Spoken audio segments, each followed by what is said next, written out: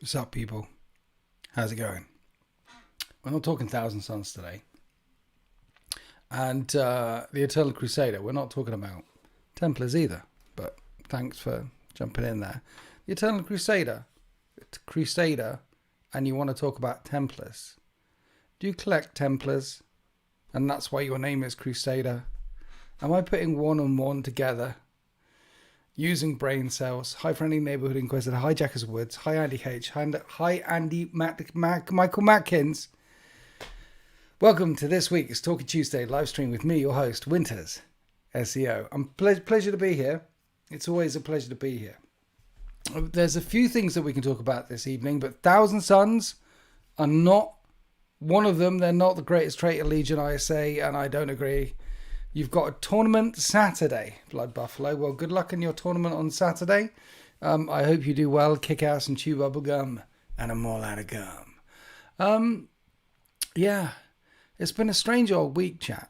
It's been a strange old week. I went back to school. We're not talking about Thousand Sons.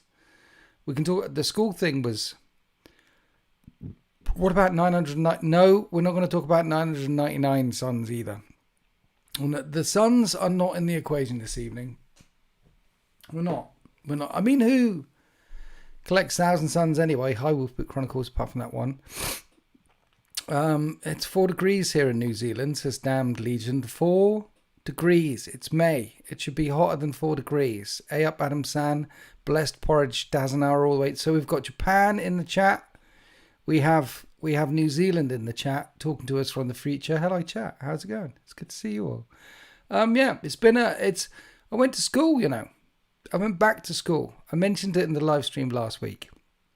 So, why did you go back to school? Well, when I was growing up, there wasn't any Warhammer club in my school. Back in the day, before there was electricity and things and cars, if you wanted to collect the Warhammers, there wasn't even internet. And that's serious. There was no internet. You need to know someone, preferably down the street. And that was it. But the school, turns out, they have a Warhammer club. And my nephew goes to the, nephew-ish, goes to the Warhammer club at school and told the teacher's big fan. I was invited to go to school and talk to the kids. So I went to school and shared my Warhammer knowledge with the kids in the school. I'll have to tell you now, though, by the way, I was really disappointed by how polite and how nice kids are these days. The internet has been lying to me. So, like back in the day, if someone like me turned up at the school and said, "Hi, I do Warhammers. I've got some subscribers, and this is how I do the Warhammers, and what you pay there," they would have a rough time of it. I would have given me, the size, the rolling the eyeballs, the what is this twat on about? I would have. It wouldn't have been a nice time for me stood in front of the class when there was me there, and there was about 20 odd kids in this room.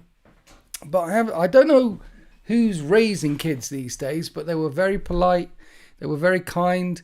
They asked questions. There was applause. There was things like that. They're being raised the right way. Outrageous. So it was nice. I had a nice time. It's good to see the teacher doing the thing and all the enthusiasm from the thing in this. It was just, dear. I mean, what happened to doing inappropriate things? And I'll draw the line there. My brain was about to go down a rabbit hole there, but there's a lot of things that children could or should or would be doing back in the 80s that they're clearly not doing now. They're well behaved. Friendly neighborhood inquisitor, thank you for gifting a membership. Coming in here, just dropping it like it's hot. Thank you. I really appreciate you. It's nice until they hit puberty. That's what my wife said. She said, look, if they were like teenagers and things, like Kevin from that Harry Enfield sketch, then they'd have probably all been horrible little shits. But I think they were just under the teenage age, like 11, 12, 13, maybe some 30. They were around that age, so that they were okay. But you don't often get invited to go back to school to talk about what you do these days. So I thought I'd jump at the opportunity, even though it was slightly terrifying and slightly exciting. It was good. And So it wasn't a school in Swindon then. No, it was a school outside of Swindon. It was one of the schools I went to while growing up. It's a school outside over there, a few fields away. I live on the edge of Swindon. It was over there. It was nice. So, yeah, that happened. I went back to school. Yeah, and I donated some things to the school, some scenery and some miniatures and some stuff and things for them. I donated some Winter's Dice. The best thing to happen to dice since butter. Evening, Daniel. Evening, Pickle Nick. Thank you to everyone who's actually bought some Winter's Dice. And hopefully they're rolling smoothly through you. Rolling as smoothly as a plague victim down a slippery slide. Because, you know, the skin is all buboey and things like that. Dice, please. If you would like some dice, Damned Legion, then email Winter's Dice to winters40k@gmail.com. That's Winter's Dice at winters40k@gmail.com to get all the details from my wife Kat, who's looking after it. There are still, look, it's a limited run.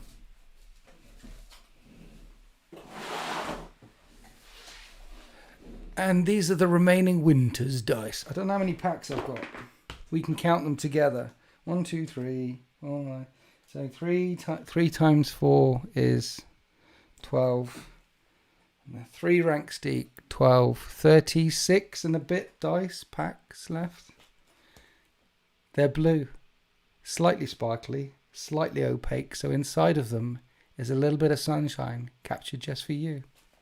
I can barely afford dice, let alone shipping to New Zealand. I know. It's amazing that anyone in New Zealand is in the hobby, Damned Legion. Honestly, the amount that you have to pay with the overheads and things, it is crazy. I tell parents, if you don't want kids to do drugs, get them addicted to Warhammer or Magic the Gathering. That's probably a good thing. Yeah, get them some plastic crack instead of the actual crack. And it's PayPal. And yes, Blood Buffalo. If you can't do the PayPal, then you can't get it. I mean, look, this is it. There is no electronic thing where you can stick your card in. If you stuck your card in me, you're not going to get any money out. You might get the odd ouch. You'll email me pictures of Josh Allen. Thanks, man. He's a beast. And Andy H has been a member for 30 months. That's a very long time. When are we getting yellow dice then? We did some yellow dice back in the DZ days, okay? They were the least popular dice. And we were sitting on those yellow dice for a long time. No capes, no yellow dice. The dice have to be red, blue, black, maybe green. Who collects yellow? Honestly, who collects Imperial Fists? Anyone who collects Imperial Fists need to have a good long look in the mirror and question their life choices, because I appreciate the 30 months at tier 3 and everything, but yellow? I mean, look, Imperial Fists had quite a bit of black going on as well. Yellow, black, particularly back in the time with the Horus Heresy. So maybe you just want some black dice instead of your Imperial Fists. I'm assuming, Andy H, you collect Imperial Fists. Like a wrong'un. What about purple? No purple! This is not... I mean, we can sit here and you can shout colours at me, but, I mean, I cancelled PayPal ages ago. They got political. Did they? Who knew? Isn't everything political these days? Valrak just... Look, Valrak can feel a disturbance up his force as much as he wants to about Imperial Fists, okay? I know for a fact that Valrak doesn't really like Imperial Fists. That it's all a lie. That he just talks about Imperial Fists because he thinks he knows Warhammer 40k, but doesn't really know how to play. And he thinks he knows about lore, but he's only read about 3 books because he reads really, really slowly. It would help, actually. He doesn't read really slowly. That's a lie. The truth is, he can't read. Someone sits there and reads books to him. Without Kindle, without Audible, Valrak would be completely lost. He doesn't like Imperial Fists. He really is a Eldar fanboy. He loves the Craft World Eldar. He loves spandex. He's got lots of spandex suits in his GIMP box behind him under the desk when you see him on those live streams there. He is not an Imperial Fist fanboy. He's basically a GIMP with a beard. Valrak can't read. Valrak can read. Valrak can't read. He can't read. Shots fired. No shots fired. Me and Valrak, we go way back. Okay? He knows. he knows, really. And he's just keeping it under wraps. Yeah. Is it a clip?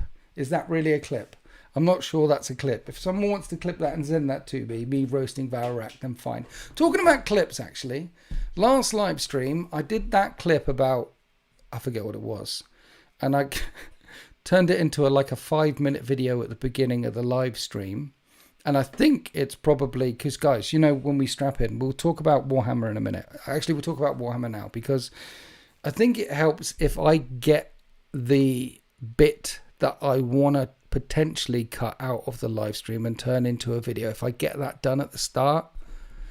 And this is something that I've been thinking about for a while, and something that I've discussed in live streams a couple of times. So I think I'm going to get this bit done first, and then we can start chatting away normally. Okay, chat? Is that okay? Unless there's something you want to ask me now, or something we want to talk about now, except for Thousand Suns, because we're not talking about Thousand Suns. But other than that, there's a bit that I need to sort of get out of me. I'm not sure if it's clippable either. I'm not sure if it would work as a video, but there's an idea brewing. I take my family to Poland. Where should we go? My 2 sons are into wargaming too. If you take your family to Poland, no wargaming there. If you take them to Poland, you need to go to Auschwitz and Birkenau. Everyone should go there at some point. I know this is deep, but it's free, and it is awesome and excellent for all the right and all the wrong reasons. It is, everyone should go there. So go there, which is next to Krakow. And Krakow is the ancient capital of Poland. It's now Warsaw. So in Krakow, that's where the castles are. There's some salt mine things. Go to Krakow. If you're going to Poland for a weekend, go to Krakow.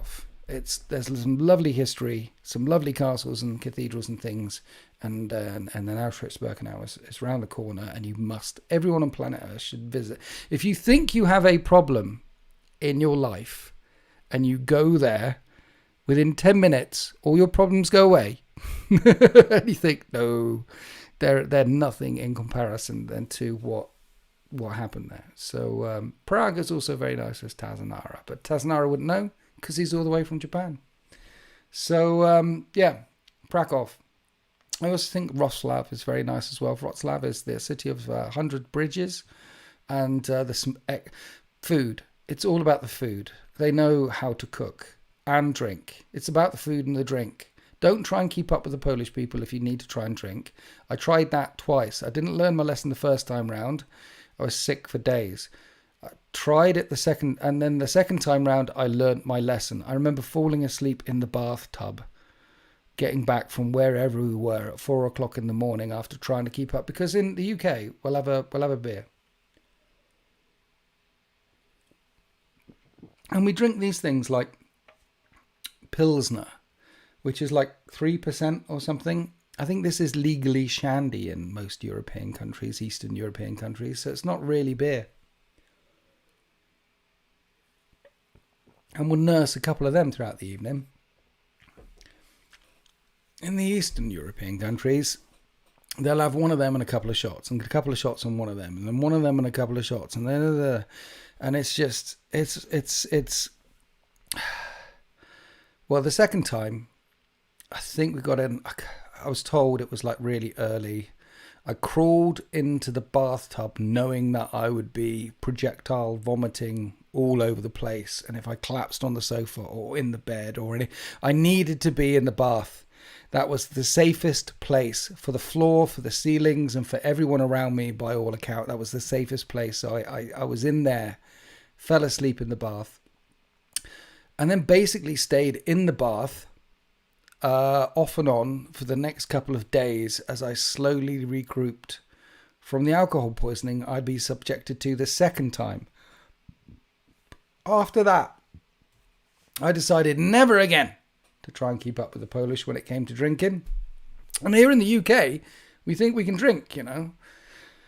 Like the Australians in the UK, we think we can drink. Americans think they can drink. They're so cute. But we think we can drink. And we have a good drinking culture here, but we're on the podium, okay? But we're not getting the gold. I mean, this is literally legally shandy in Poland.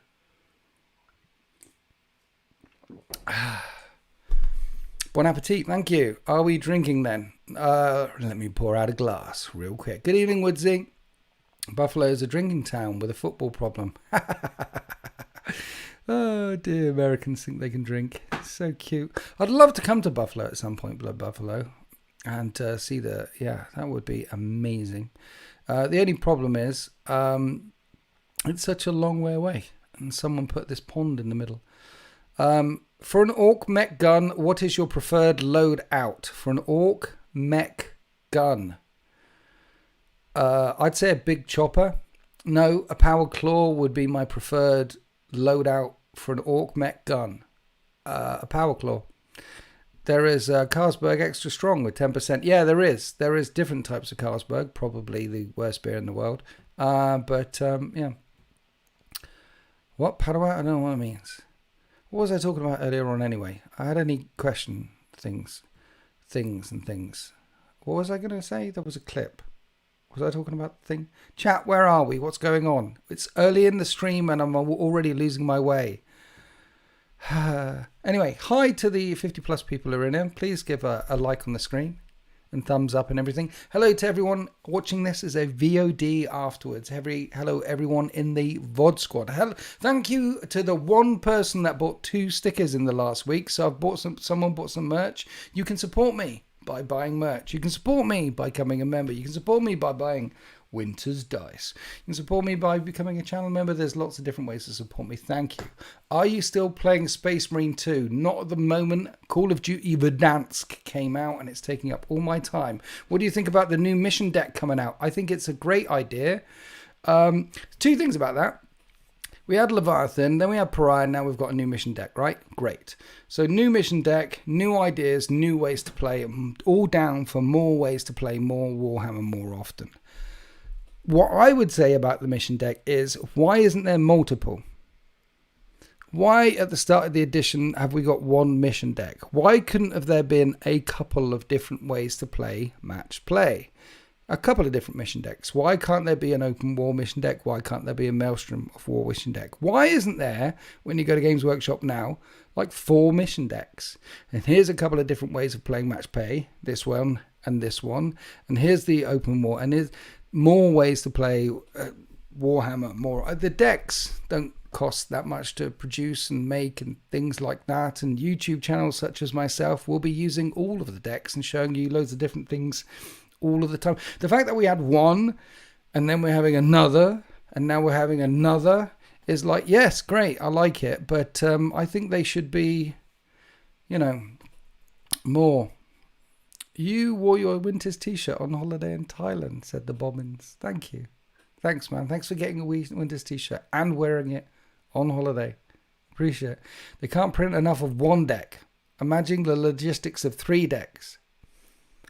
Warhammer 11th edition, when it comes out, why can't there be a number of 6 main missions in the main rulebook and a number of decks that come out day 1? Boom.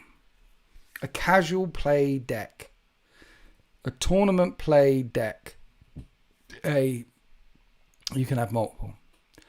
What do you think about the Crusade narrative book? I think the same about the Crusade narrative book as everyone else who thinks it's just, it's not how I would do Crusade, is it? It's not how anyone would do Crusade, is it? It's more rules on top of the rules. What we need in a narrative book is lots of narrative and lots of maps and lots of different painting techniques and lots of different pictures and lots of like the old Imperial armor stuff. Lots and lots of juicy, in-depth lore to sink your teeth into, almost like a D&D campaign book, almost like a role-playing game level of nerdiness in your campaign book. That's what you want, with some missions at the end, asymmetrical missions, a few little tweaks or special rules for the missions, and maybe a very basic table for leveling up some stuff. That's it. You don't want more rules on top of the rules on top of the rules.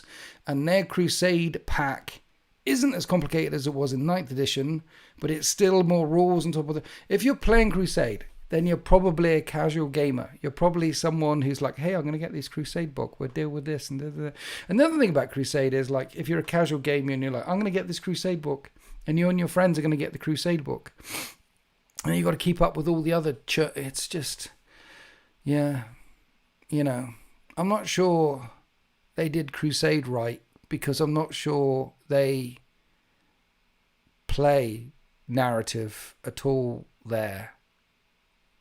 There's a gap. There's a big gap between what they're thinking of and what I don't know. What do you think of Crusade, guys? Guys, what do you think? Does anyone in the chat play Crusade? Anyone in the comment section below watching this as a VOD squad? Anyone played Crusade? Anyone playing Crusade? Anyone who has played Crusade? What do you think about Crusade? I just think it's more rules on top of rules, and the amount of rules need to be significantly reduced. And I think that the amount of information in there, in the narrative Crusade books, is tiny and needs to be significantly higher. So narrative up, rules down. They get that right, then it might actually sell, and then I might actually do some. Love Crusade, says Woodsy. Why? I think it's too much bookkeeping. Exactly, but the concept is nice. The concept's good. The bookkeeping, not good. Too much bookkeeping and too much to keep up with. Exactly. Don't play much, but it's still fun. I think it's nice if you have a bigger group and play regularly.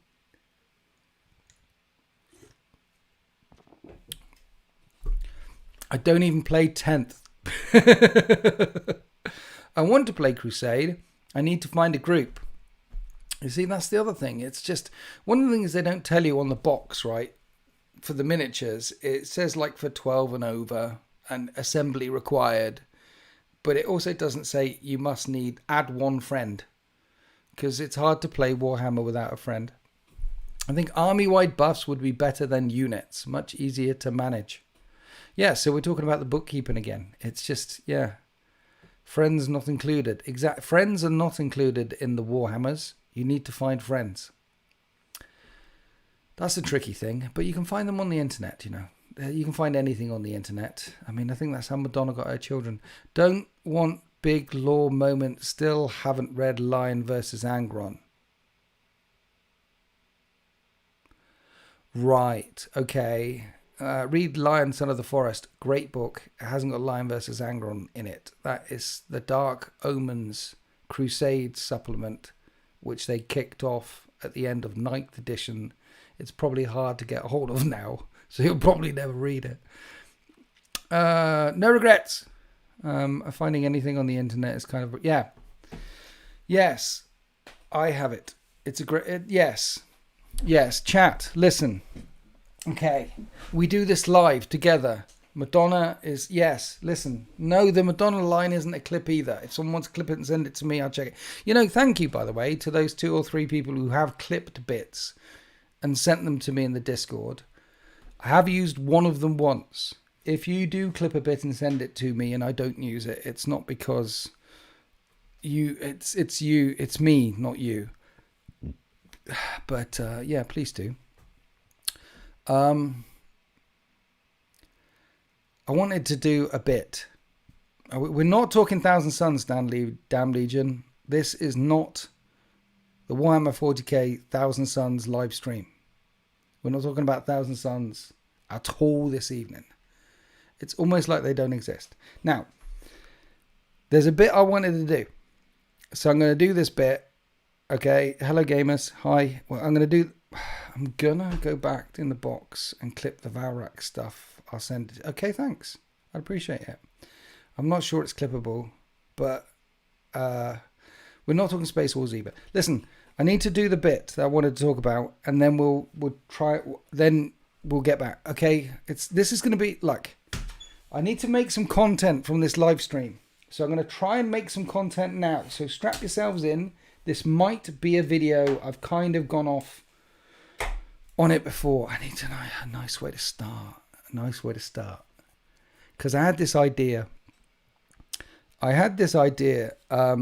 What could Games Workshop next big thing be? And I mean big, as in Age of Sigmar, big, as in Horus Heresy, big. I mean, where they are right now, Space Marine 2's big. The Amazon series, that's going to be big. But what could their really big, next big tabletop on the I've got to stop now. Do the bit. Thank you, Andy H, for your $1.99 donation. I appreciate it. Thanks. Thank you. Thank you. You interrupted the bit. I was doing the bit. But thank you for your donation. I really appreciate it. The more I play, the more I see Games Workshop as a farce. They'll be doing battle passes soon. Vermintide 3, Unification. Yes, Jay Young. Yes, I'm doing the bit. What could Games Workshop next big thing be? As in AOS big, as in Horus Heresy big. I was thinking about this the other day. And I was thinking about the Horus Heresy. Like, the Horus Heresy is huge now. It started off as a piece of information on the back of the Adeptus Titanicus box set. And over time grew into this book series that was so successful. It launched a model series, which is so successful, it ended up coming out in plastic. And now we have two major science fiction tabletop games going on, the Horus Heresy and the Warhammer 40k. The Horus Heresy was a period of time that we really wanted to discover, what we really wanted to learn about, and they gave it to us in book form finally. And from that, they made millions. Now, there's another piece of Horus Heresy. There's another piece of lore which people really want to know about, and they could do a book series on. And I think it's the Unification Wars. Lots of people want to know about the Unification Wars. Now, we know from Babu Dukal, who is one of the Thunder Warriors in the Outcast Dead book, he had 7 gold studs in his head. That's 700 years of service. So we know that the Unification Wars took longer than the actual pacification of the entire galaxy. Once the Emperor had pacified the Gene Witch, the Selenar on Lunar, and they could turn Space Marines into a slow burn process of make a few hundred of them into millions of them. Then he could take over the galaxy. But before then, he just had Terra. And Terra was a terrible story. There is techno-barbarians that we're knowing are gene-forged, 9-foot tall things with chainswords for finger blades running around. We know that there was a massive psychic threat running around on Terra at the same time. There is a Dark Angels character in Angels of Caliban book where one of the psychos tries to get inside the brain of him and just gets hurt trying to read his brain, because this Dark Angel was around pre-everything. He was one of the OG ones with the Emperor, and the Emperor did some tinkering with their brains to make sure that they were psychically immortal, impregnable. So we know that there was some weird psychic threats going on, so significant that they could threaten the Emperor, that it took him hundreds of years to overcome, that he had to fortify the minds of his Space Marines against them.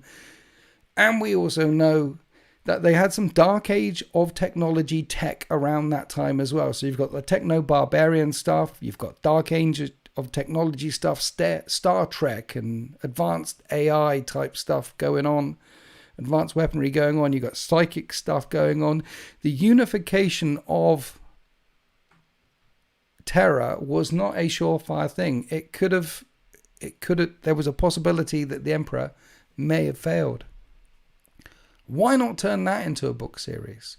I know an author or two, a Games Workshop or two, has said, well, it's pre-Warhammer, so it doesn't feel very Warhammer-ish. But I'm sure if they gave it to some of the Black Library authors and said, just go wild with it, write a 12-book series. Let's show the unification on Terra, how long it took, what the Emperor was like back then.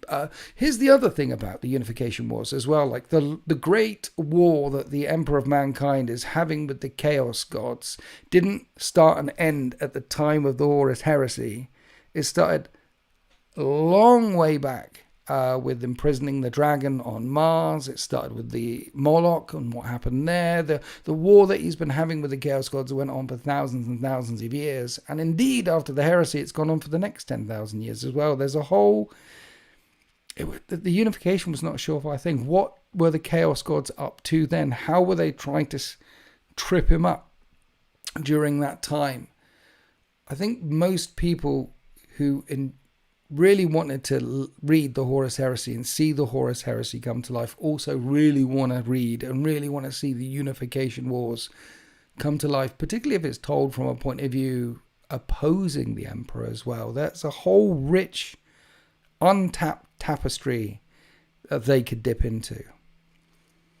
And then halfway through the series, or at the end of the series, or at the start of the series when the very first book comes out, imagine if they dropped another box set, and it was Warhammer Unification, and inside there is 60 miniatures. There is half of them are the techno-barbarian things, and the other half of them are Custodes, but not in the garb that we used to see Custodes in proto-Custodes, golden armor stuff with weird technology, weird grav tanks, weird dark age of technology stuff, which is much better than anything that we would see now, because the older you go back, the better things are. That's how it is in the Warhammers. And I'm sure we'd have Warhammer 40k, would have Warhammer Horus Heresy, and would have Warhammer Unification. Games Workshop like selling our stuff to us again. They sold all our stuff to us again with the Heresy, and they could sell all our stuff to us again with Unification. The Thunder Warriors with Mark I Thunder armor. Proto Land Raiders, Proto Rhinos rumbling around all over the place. One big box set. Whole new miniatures range. I'm sure they could make millions. I'd love to read about the Unification Wars. There's 10 years of history. There's 10 years of books that could come out of that. 10 years of books, easily 10 years worth of books that come out. And I'm sure there's a couple of Black Library writers who'd love to get there. Let them go wild. I'm sure there's a couple of them that'd love to go with it. And then the miniatures that could come out the back end of it. Oh, I think that could be Games Workshop's next big thing. If they did it, if they wanted to do it. But what do you think Games Workshop next big thing could be? How do you think Games Workshop could make millions and millions of dollars, pounds? Because I think that is, they should be, I should bill them for that one. That's $1 billion idea right there. I need a cut. See, that could be a clip, chat. 25 minutes. Is it 25 or 35? Have I already been going on for 35 minutes? My eyes these days. I have. That could be a clip. I think I might have repeated myself quite a bit though, so it's probably not clippable. But it could be. And yes, the bit started, Andy H. I saw that come up, Andy H. While I was rabbiting on. I'm sorry to ignore the chat, the donation. Thank you so much for your donation. But it was, yes, it came up while I was doing the bit. You put in the, funny. Chat, by the way. So chat knows how funny you are. Everyone else who's just watching this doesn't know. But I started the bit. Andy H put a donation. And the donation was do the bit while I already started. And then having restarted the bit, it was like, has the bit started yet? He had 2 donations. It's hilarious. He's a funny guy. Where are we? Sisters' origin stories. Yeah, the scouring would be awesome. I think they need to do the scouring as well. I think the heresy doesn't have to end. I think there could be a number of books set during the scouring that could still happen. You know what I mean? They dabbled the opposing view in the Valdor book. They do. They dabble the opposing view all the time. I mean, about just as planned. Thank you, Andy. Thank you. You're a funny guy. Yeah. They show the opposing point of view all the time, don't they? in the books and things. The Valdor book was like, hey, here's the foundation of the Imperium. This is where we're starting. These are the laws. You're the chief constable. By the way, none of those laws and you don't apply to us. You apply to everyone else, but not to us. A book about what happened to Sevatar. We're never going to find out. We're never going to know what happened to Sevatar in the same way that we're not talking about Thousand Sons this evening. Ah, dear. Sisters origin stories. Do you mean the Sisters of Silence or the Sisters Sororitas? Those ones. Because the Reign of Blood, Vandar's Reign of Blood, and the War of the Two Imperiums, that is a whole book series as well, potentially. I'd buy a Unification Wars book, but not sure if I'd be keen on the models. Well, it depends on the models, doesn't it? I mean, imagine if they did a Unification Wars book series, many, many books, with Thunder Warriors, with archaeotech going on, with weird gene-forged 8-foot tall foaming monstrosities with laser beams. It's good. Ah, dear. Only 4 thumbs up. Do the YouTube thing more winters. Only 4 thumbs up? Adam, I don't know what you're talking about. What if book series would be awesome? There's practically... Yeah, I mean, there's practically bottomless potentials. But the War of the Beast... There is... Yes, there are... It's a deep mine. There's lots of things they could mine. But I want the unification. I want to know what happened just before that time. What was that? How hard? Hundreds and hundreds of years to unify Terra. I imagine the bit that we do know of the Unification Wars, the bit at the end in the Valdor book and the Alfarius book, the last 50 years or so that we do know, that was the easiest bit. The mopping up stage, the last church, all that was the mopping up stage. Because some of the city-states on Terra weren't that screwed, like Albia, and they joined the Imperium because they said, all right, you and me, we're on the same page, we're joining, we're going to be teams now. And the unification can also include the lunar pacification and the gene cults up there as well. It's just, it took a long time. It was not a surefire thing. There was chaos going on down here. I want that story. They touch on it in The Master of Mankind. They certainly do. The War in Heaven. I think the problem with doing the War in Heaven, like they did the Eldar trilogy. The problem with doing books from an Eldar point of view or a Necron point of view in Infinite and the Divine or the Twice Dead King and things like that is making them sufficiently not human. Making them sound a bit different to the thing. Like, yes, it's easier to write from a human point of view because we're human, you know. I'd be more happy with either Unification Wars or more in depth on the Great Crusade. Yeah, I mean, that's the other thing is Warhammer, the Great Crusade. Maybe that's what the whole clip should have been about, because that's probably a better idea. Don't do the Horus Heresy. Don't do the Unification Wars. Can we have the Great Crusade, please? Can we have the Rangdan genocide, please? Thanks. Can we find out what happened to the 2nd or 11th legions? I don't want to know what happened to the 2nd and 11th. But one of them? Let us know what happened to one of them. It doesn't spoil the surprise for the second one. We know the wolves were unleashed on at least one of them. Let's have that story. That would be good. There's a couple of short stories during the Horus Heresy as well where they go back to the Great Crusade, like the Horus fighting side by side with the Emperor on Ullanor, killing the last great war boss. There is Foe's little thing. There's a few bits. But the Great Crusade could be good. Heresy era orcs would be fun. Yes.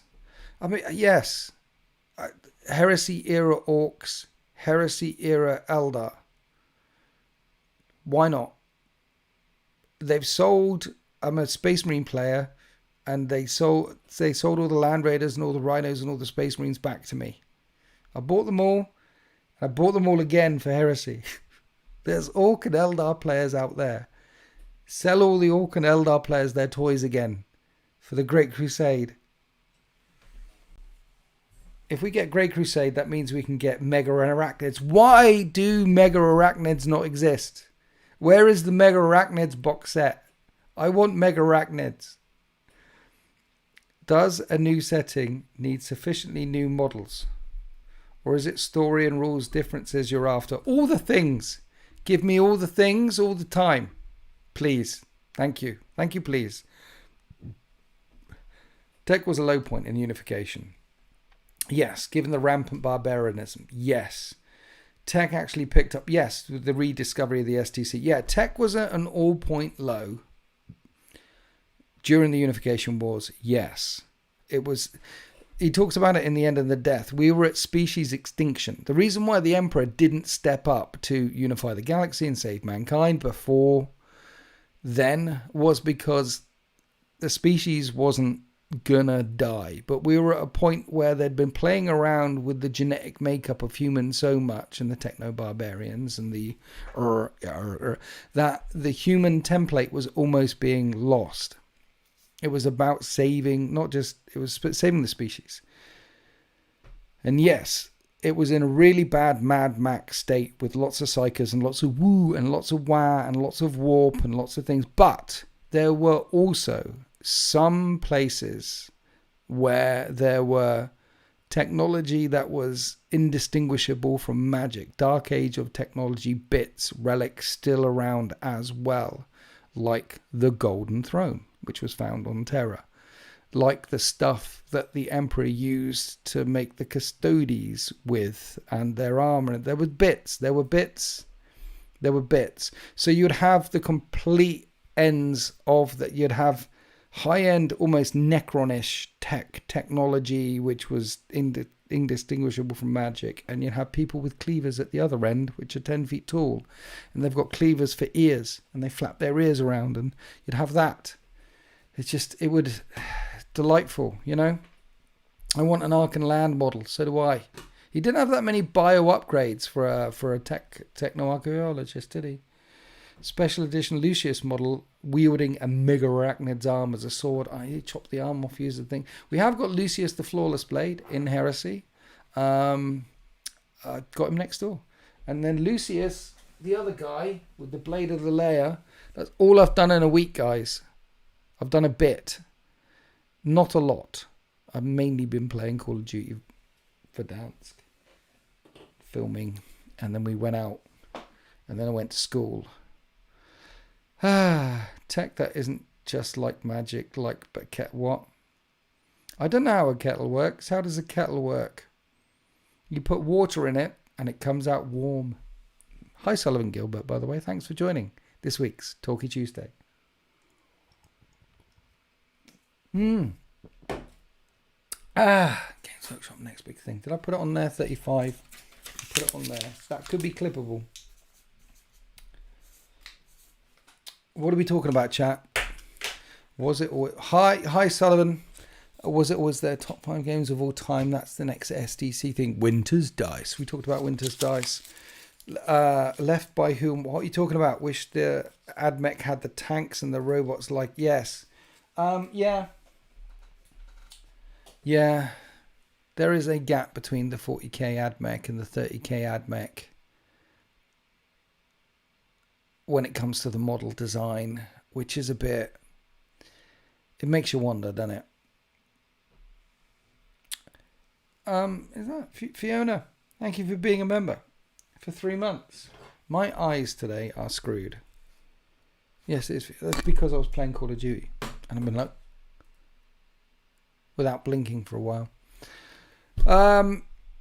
Market unification as adults only. It doesn't need. Do the same as you're doing with the Heresy. You know what I mean? Heresy. Warhammer. Horus Heresy. Warhammer unification. Warhammer 40k. It is more. Heresy Mechanicum stuff is amazing in aesthetics. It is. Yeah, I mean, yeah. Hi, Ryan Chamberlain. You are online to watch one of these live streams. Thank you for joining in to this week's Talkie Tuesday with me, your host, Winter's SEO. Yeah, I don't know what went on in the offices when they decided on the aesthetic for the 40k Mechanicum, because some of it is lovely and some of it is Go-Go Jack Gadget on long legs with a sniper rifle. And let's face it, he's like 9 feet tall, and if he takes one shot with that sniper rifle, he's going to fall over. What's going on there?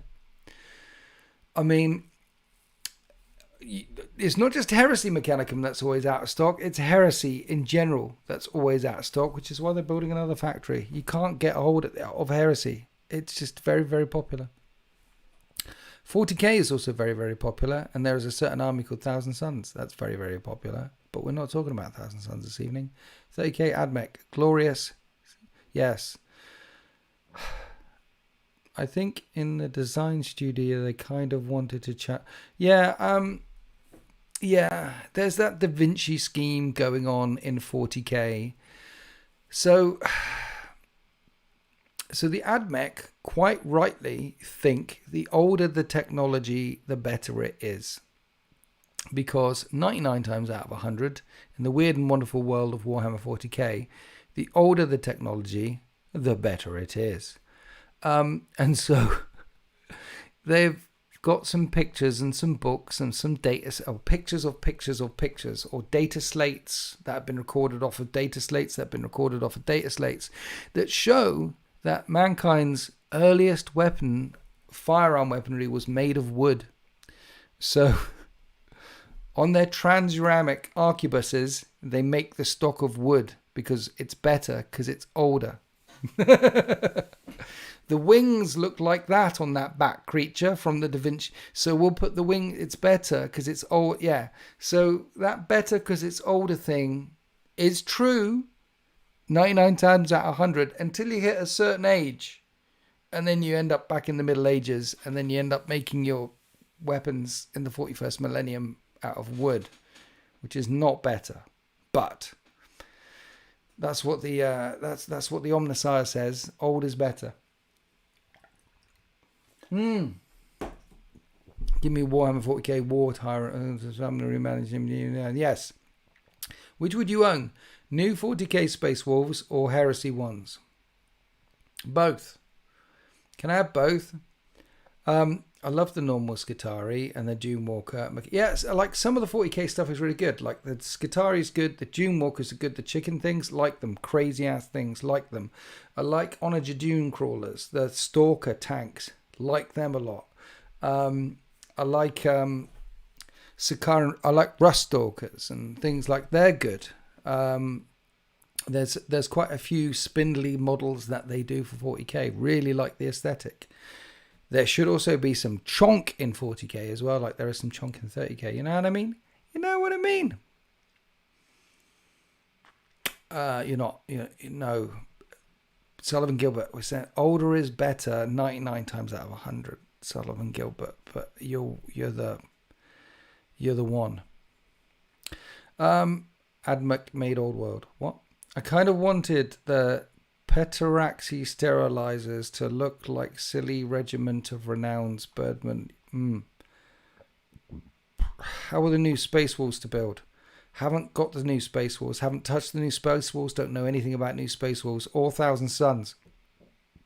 Finished my 30k Mechanicum bat box tonight. Moving on to heavy support. Nice, Pickle Nick. 30k Mechanicum models, let's face it, are the best Mechanicum models, aren't they? If you had to, like, S tier, which range objectively looks better? I suppose objectively you couldn't say, but subjectively, the 30k stuff is better. Sorry, hello. Belisarius Cool made a theory based on Goldilocks and the Three Bears because the book was old. Yeah, he found an old book, Goldilocks and the Three Bears. He makes a theory on it. That is so, yeah, Belisarius Cool. Joseph Troon, we are not talking about Thousand Suns. You can't beat Thalax. Thalax best unit in the game in 30k. Actually, Myrmidons are the best unit in the yeah. As Lim T says, Myrmidons are the best mechanical model robots, hand down. Myrmidons are not. They are lords in themselves. They are. The Myrmidon cults are like the rich and the nobles and the dukes and the barons and the lords, not necessarily like the Archmagos or Magos Prime, but they're Magi in their own right. And when a good war happens, the Myrmidon cults, like people in the cult, are like, yeah, I make better guns than you.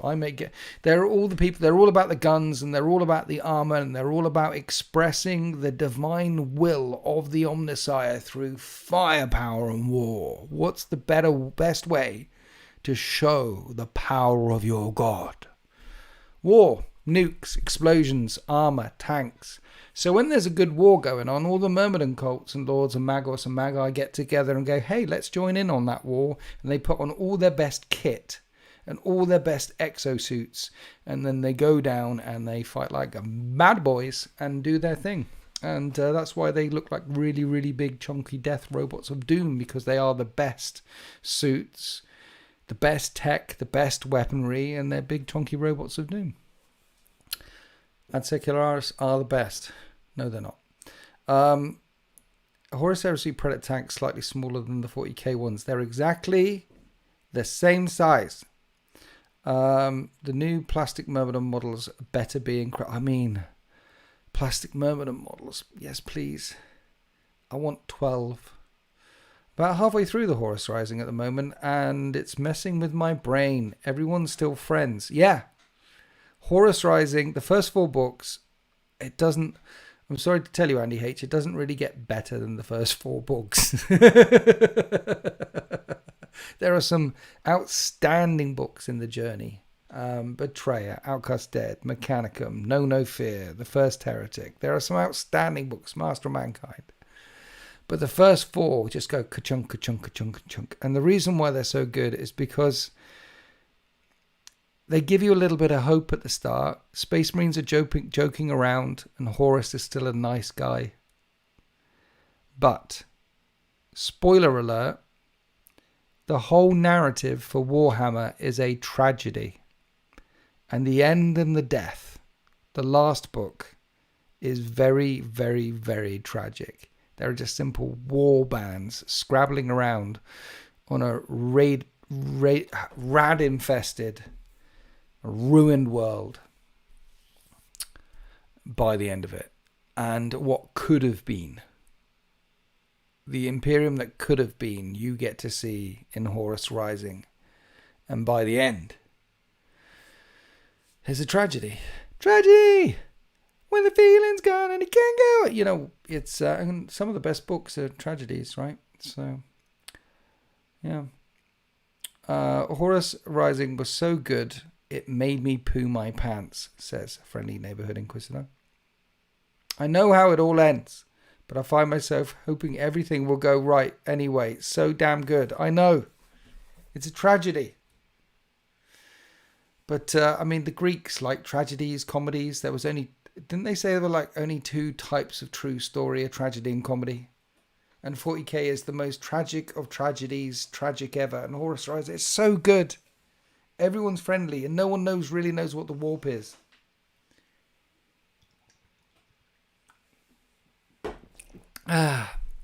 Echoes of Eternity might be better than the first 4. I said it. I mean, yeah, you're into... I mean, some... The Siege is as good as... Yeah, the Siege is... Yeah. Yeah, look, the Siege is awesome. It's... yeah, you could read the first 4 and then jump to the Siege. You could do that. The Siege is... I think The End and the Death and Echoes of Eternity... There's so much depth in those last couple of books that they deserve reading again and again. But the first 4 are just great. It's just for different reasons. Betrayer, outstanding book, one of the best books in the Heresy. Listening to Valdor's book right now, it's good. What you want to do after you've done Valdor's book is then do the Alfarius Primarch novel as well. We're not talking about Thousand Suns, just on Shattered Legions. Shadrach is a G. Shadrach is an absolute G. The Shattered Legions are good. Shadrach is a G. I like him. He's like Sevatar level of G. Shadrach is, he's good. We like him. Yeah. Ah, dear. What are we talking about, Jack? Where are we? How far are we in? We're an hour in. Loken out there and just trying to... Yeah, I mean, yeah.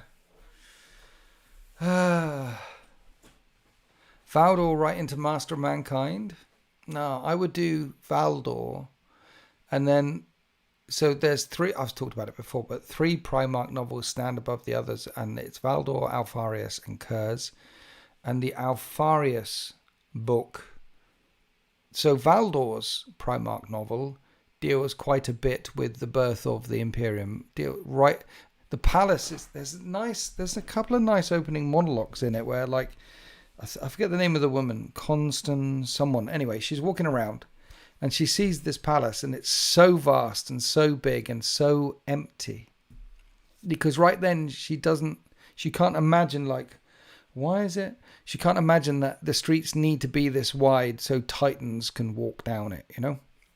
And Alfarius, that book, has got chunks set in it around that time as well, pre-Imperium stuff. Because, Horus was not the first found. Listen to Alfarius and then No Fear. Now Valdor, my reading order is... Yes, your reading order is definitely boned. I want to say that was in your channel. Got me back into play. Nimtel. I wanted to say that it was your channel and Battle Reports that got me back into playing and collecting 40k. So cheers for that. Well, thanks for your lovely comment. I appreciate you. Thanks. Apologies to your wallet that you're back into 40k. It's an expensive hobby. You should instead take up like a motor racing or I don't know, buy a submarine. Go and explore the ocean floor. It'll probably be cheaper. Master of Mankind is the most lore-heavy book. Most lore-heavy book. Mechanicum is up there, and The End of the Death is up there. Did you see the new cardboard dreadnought? Much better quality than the old ones. Cardboard quality dreadnoughts back from the Rogue Trader days. I remember that bad boy. He was lovely. He was lovely. Yeah.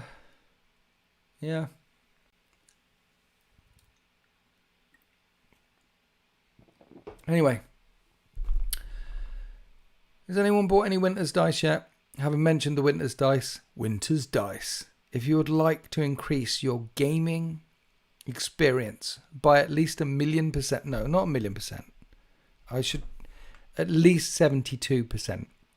If you want to increase your gaming experience by at least 72%, email Winter's Dice to winters40k@gmail.com. Get your hands on some Winter's Dice. Thanks to everyone who's already ordered and received Winter's Dice. I don't get paid till Thursday.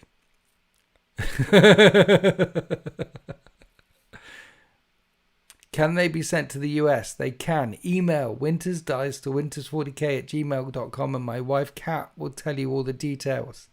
Yes. Once they're gone, they're gone. Taznara, on my way to Winter's Dice soon. Yes, Taznara, you're coming to the March of Winters event and you're going to pick up some stuff and things.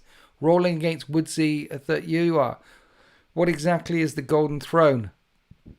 It's a big chair. The Emperor sits on it. I'd like to see an Orc Dreadnought model. That's the cardboard one. Servo Skull. Coming in the chat week after week and dropping 5 memberships. I love you. Thank you so much for helping keep the channel alive. You're awesome. I appreciate you. Can we have a big Winter's Dice in the chat for Servo Skull, please? We don't GGs anymore, Jackus Woods.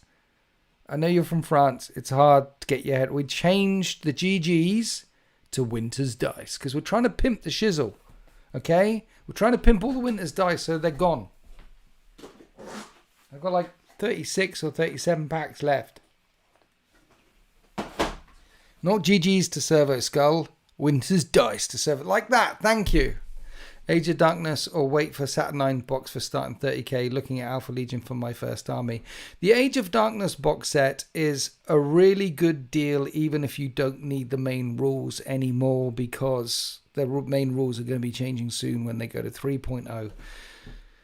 But even if you take that box out, just the savings, I did a video on it once, but it's like over 120, over 130 pounds worth of savings if you buy the Age of Darkness box set. And the thing about buying the Age of Darkness box set for Horus Heresy is you're gonna want to use everything in there.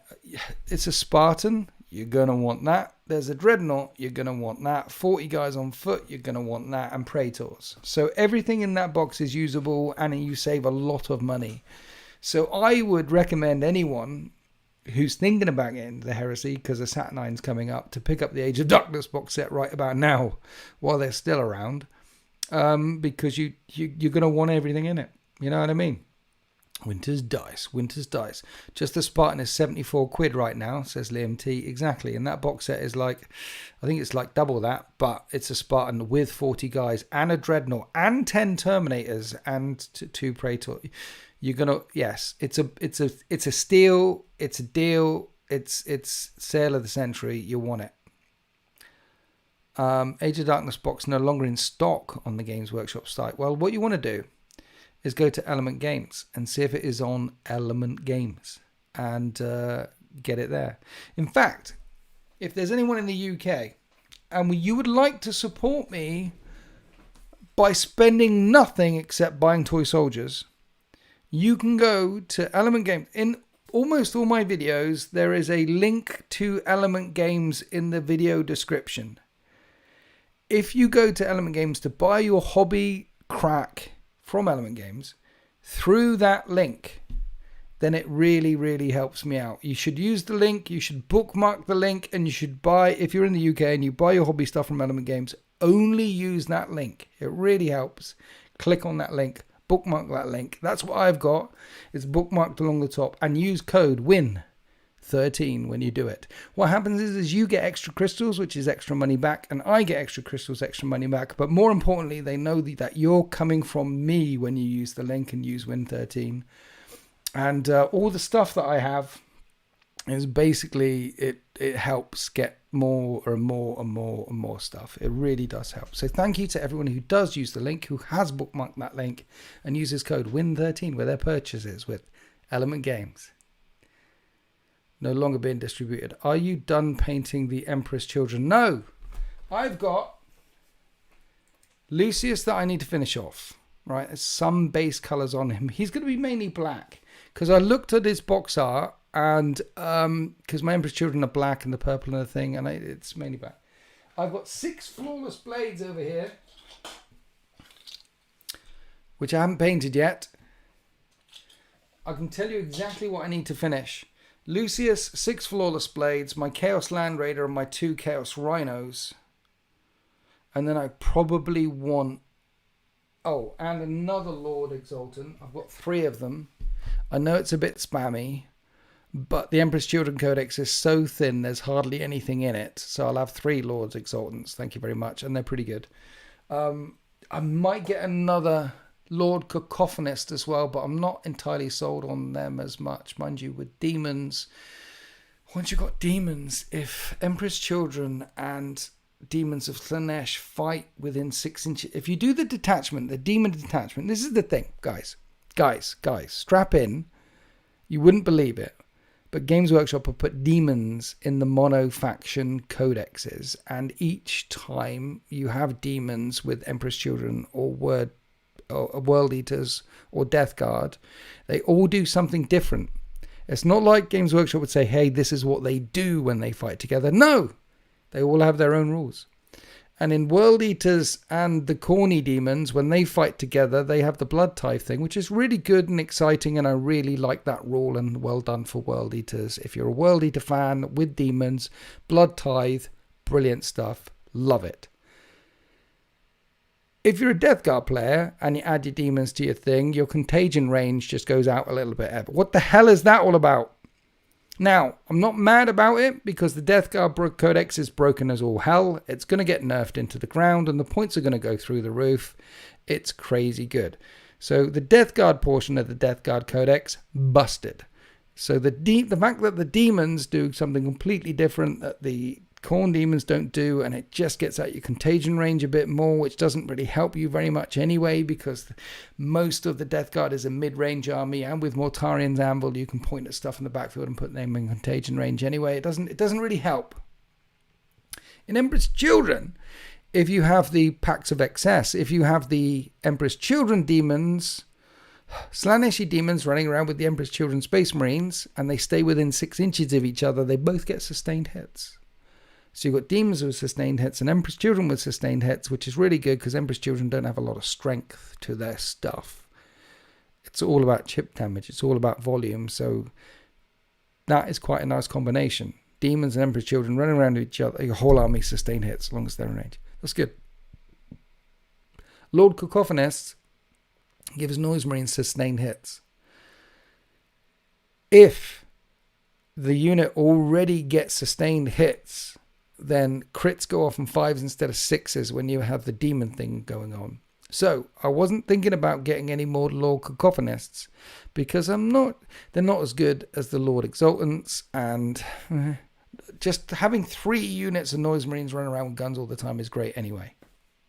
However, having 3 units of Noise Marines run around with Lord Cacophonists and Slaanesh demons, so they're all sustained hits on 5s all the time, would really help Emperor's Children shooting, and wouldn't feel too dirty, because Emperor's Children really need help in the shooting department because there's hardly anything in their book that shoots, despite in the lore they have lots and lots of different things that shoot. But whoever wrote the Emperor's Children Codex doesn't know anything about Emperor's Children. So Demon Prince in Death Guard is crazy good. Is he? I'm not sure. Is he? Why is the Demon Prince in Death Guard crazy good? Where's my Death Guard book? I think the Demon Princes in the books are quite nice. But they're a bit squishy. Like Toughness 13 Demon Prince is quite good, and Toughness 11 Winged Demon Prince is quite good in the things, but they are only 10 wounds with a 4-up invulnerable save. Whereas the Emperor's Children won 10 wounds with a 4-up invulnerable save, but reduces all damage by 1. Is there a Keeper of Secrets in your future? Yes, I'm going to do that. So I just talked about the things that I'm doing for the Emperor's Children. I'll do them and do them. I'm doing the Legion side of things first. Get that done. And I'll have about, and Fulgrim. And once I have that done, I'll have about 3,500 points worth of Legion side of Emperor's Children, I think. I'm thinking about getting another box of Tormentors as well. But I've already got 40 infantry. Do I really need 50? But I like Tormentors. But then the Legion side is done. And then, yes, I will be getting some demons. I will get a Keeper of Secrets. I will be getting loads of demonettes, even though they're only toughness 3 with a 5-up invulnerable save. But they're cheap. They have fights first and then give my Emperor's Children sustained. And some Seekers and some Fiends. I will get 1,500 points of demons as well, I think. So, and then I'll do a video at the end of the year. You'll see a video on the channel which is, hey, look at all my stuff. We will get there. They say he's like a mini Mortarian. Do they? Where's the 1 minute? I need to find out about remember excess. Exactly, excess. I need to 1 minute. The Demon Prince Death Guard Crazy Good said Blood Buffalo. I need to find the codex. I need to find about this. Because I'm not sure. Yes, I have my gym jams on. No one blow kisses at my ass once I get up.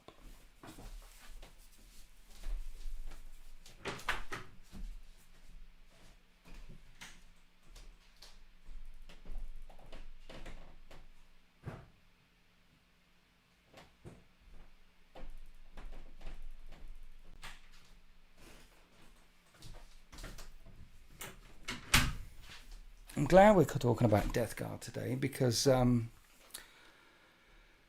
not talking about 1,000 Suns.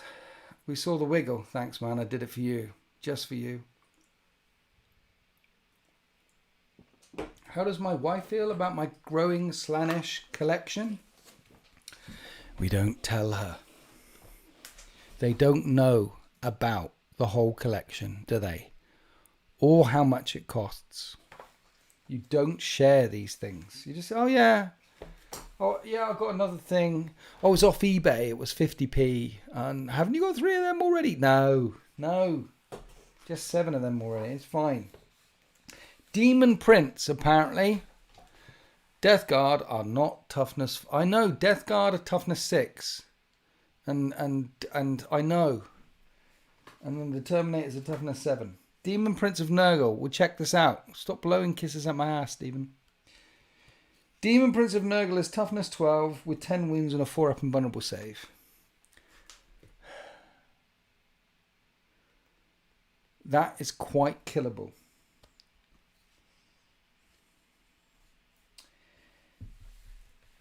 It doesn't have access to lone operative or stealth. Yes, it does. While this model is within 3 inches of one or more friendly Death Guard infantry units, this model has lone op. So you can put a Demon Prince of Nurgle, toughness 12, 4-up invulnerable save, 10 wounds with some infantry, and give it lone op.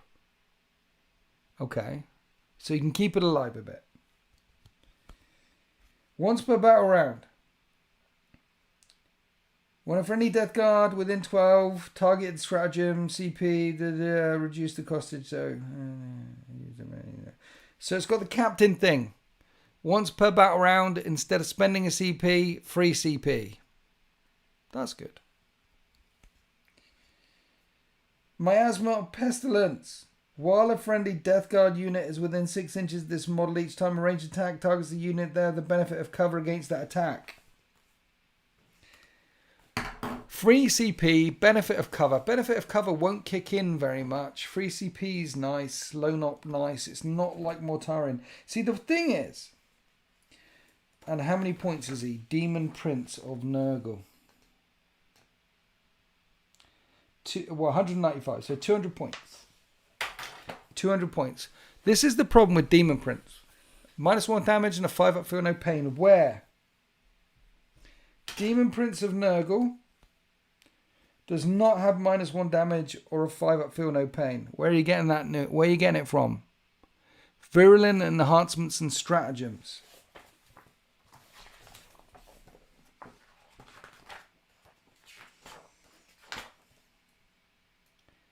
Yeah, so with the Virulent Vectorium, you can give him the 5-up feel no pain. I did a battle report. I just did a battle report. It went out for Winter's Wednesdays. It went out for channel members, where Sultan brought 4,000 points round, and I had 2,000 points of Emperor's Children and 2,000 points of Death Guard. First time I've ever managed to... He said, I want to do a 4,000 point game with you. And I'm like, brilliant.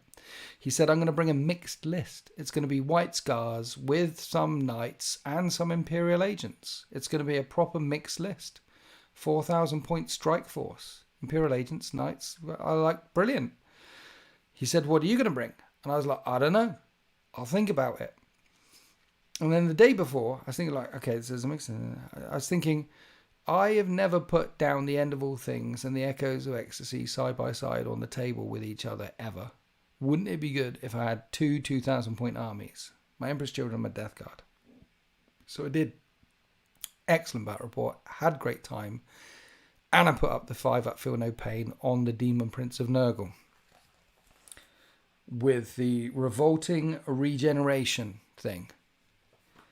But it wasn't the guy with wings, it wasn't the guy running around all over the place. Didn't keep him alive much longer. The problem with the Demon Princes, right, and it's not just the Nurgle ones.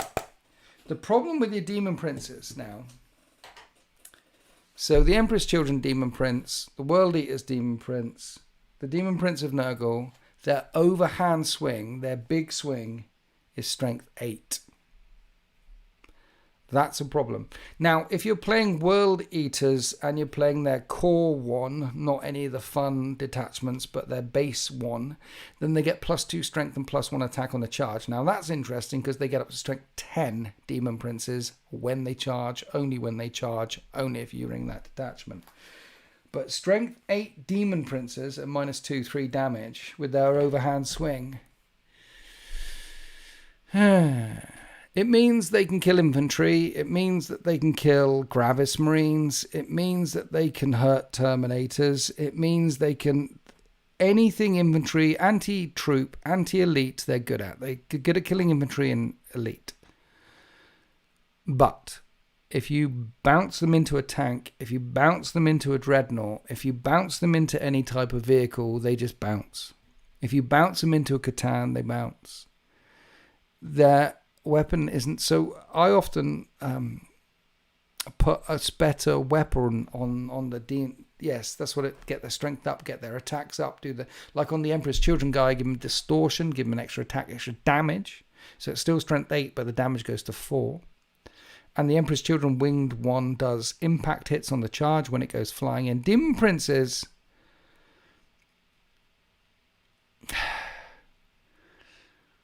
at 10 wounds with a 4-up invulnerable save, if you want to get rid of them, you can.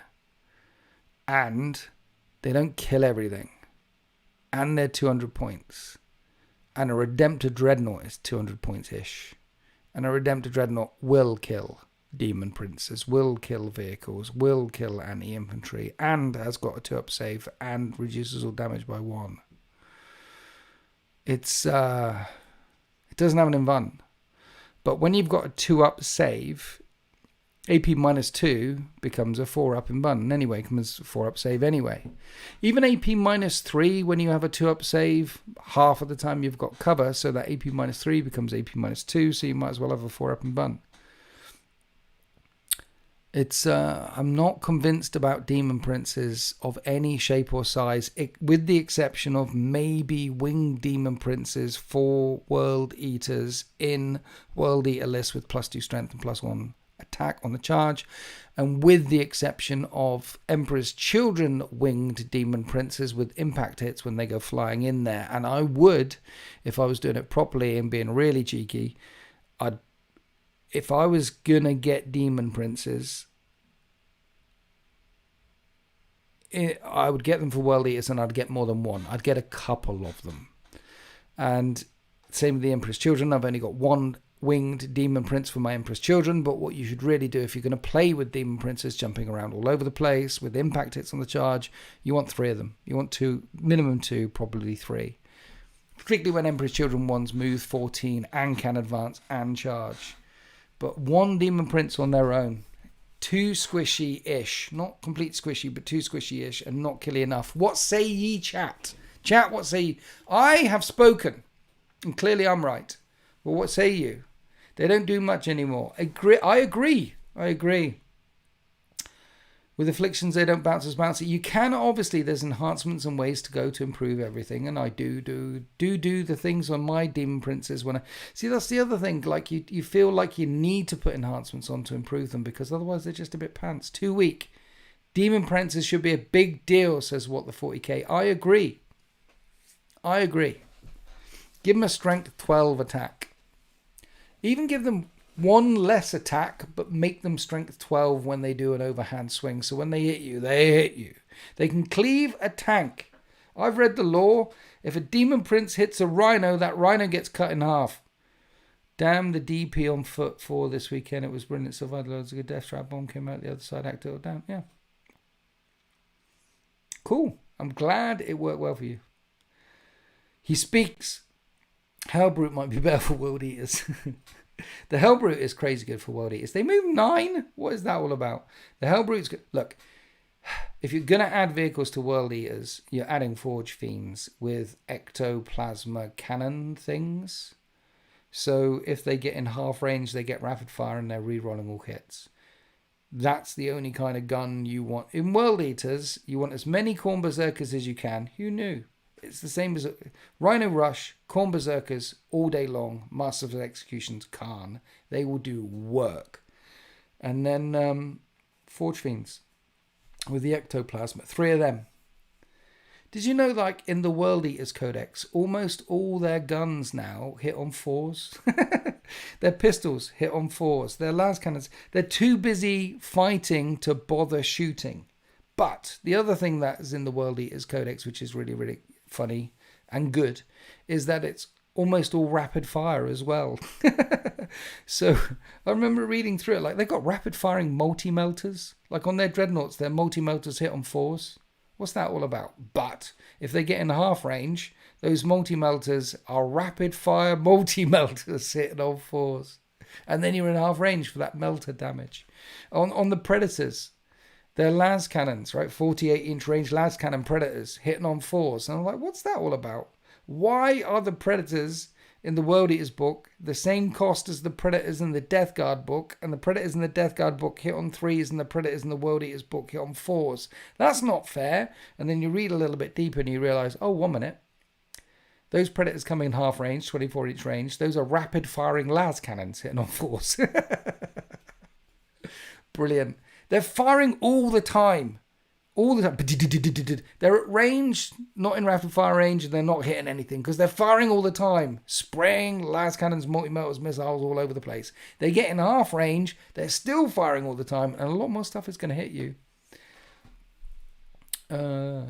Let's think of a ranged corn army. Yeah, ranged corn army, triple forge fiends in half range, hit on 4s. They're forge fiends. But in half range, they're rapid fire, and they re-roll all hits. And they're 3 damage as well, the Forge Fiends. They're the best shooty thing in the World Eaters book. Get them. Although you could get the triple Predators. You could have triple Predators in half range, rapid firing las cannons. And they're D6 plus 1 damage if you want to add some bang to your World Eaters, but they don't have an invulnerable save. The Forge Fiends can take it, particularly if you have 3 of them. A 1 or 2 might go down, but the third one will still be kicking around by towards the end of the battle. And Rowan White, thank you for joining the 13th. Welcome to the fleet, son. At tier 3, you absolute legend. Thank you, everyone who is a member. If you would like to support the channel, then become a channel member. At tier 1, you get the custom images and things like that. So, all the badges and stuff, so people know how awesome you are. At tier 2, it unlocks the Discord. At tier 3, you get an extra battle report every single Winter's Wednesday. And tomorrow, it's Horus Heresy. It's Alpha Legion versus Death Guard. Angron's that one guy that always hits overhead cooldown at the crucial part of the shoot. Yeah, they're awesome. Both sounds good. Right. What was that about banging? Banging Forge Fiends. You need to bang some Forge Fiends. If you want World Eaters, bang some Forge Fiends. Bang 3 of them. Yeah. I think they're the most... It's the most reliable damage 3 shooting Forge Fiends in the World Eaters book. I think. That's... Yes. Not like... I mean, you can run entire World Eaters armies with just pistols and not do much shooting anyway. Just go, ah, like that. That's you can do that. You don't need the shooting, but you kind of do. You kind of do always. Full on melee armies in any edition of Warhammer 40k, you always need some gun. They don't cut it. You always need some gun because you can go full melee, full speed, full murder and kill loads and loads and loads.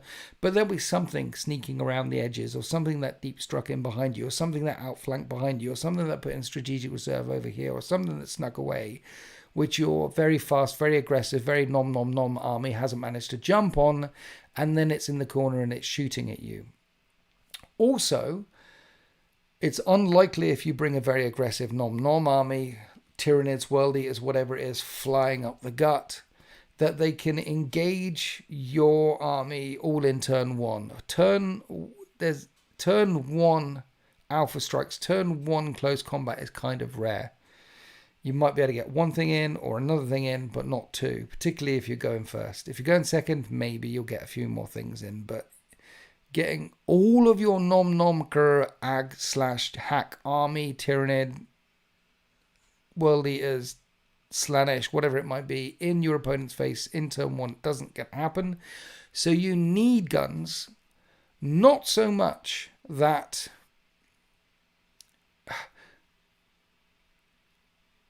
you want your opponent to shoot at them. The guns are the distraction card effects. The guns are laying pain down into your opponent's army before your tide crashes into them. And the thing that's going to do real damage if you bring a nom-nom grr army that is all about crashing into your opponent is that does all the damage. It does all the damage all the time. That's going to win you the games. It doesn't matter how many extra guns that you bring along to help you out. The guns aren't going to win you the games. The crash is going to win you the games. But if you bring some guns, your opponent goes, guns, because it hasn't tasted the crash yet and shoots at them, which keeps the crash safer. You need guns. Just having a full hack, it doesn't, you need guns. You need some guns if you're doing World Eaters or something like that. 3 is a good damage value to have. It is. 3 is a good damage value to have. There are some 4 wound stuff out there, but I think it's -3 damage on the 4 fiends. And it's a reliable amount of shooting. You're in the guard now, son. Accuracy by volume, yes, guard, shoot, everything, all the time. Hi, Brendan Keevers, all the way from Australia. It's 6 a.m. for Warhammer chat, is it? We've got someone else from Hobbiton in the chat earlier on. They were talking about the chat, but welcome from Hobbiton. Welcome from Australia. It's not 6 a.m. by the way, and it's not the morning. It is the evening, and it is dark, and it's nice and warm. It's May. I know you come from the future down in Australia in Hobbiton, but the time is the time. Hi, Brendan. We were talking about World Eaters and something else, and I've forgotten what it was. We've actually talked about Warhammer a lot this evening, chat. We don't normally talk about Warhammer this much. So I'm pleased. Future is sunny. Is it? Nice. It's been quite nice here. So I'm pleased we actually talked about some Warhammers this evening, but there is one thing that we didn't talk about this evening. Thousand Suns. We are not talking about the Thousand Suns. But I'm glad we did talk a bit of Warhammer. That was fun. Winter's Dice. Winter's Dice. Yes, Winter's Dice are now available. If you'd like some Winter's Dice in blue, email wintersdice to winters40k@gmail.com. And my wife will get back to you. You're right. Go Bills. I don't know what. Go what?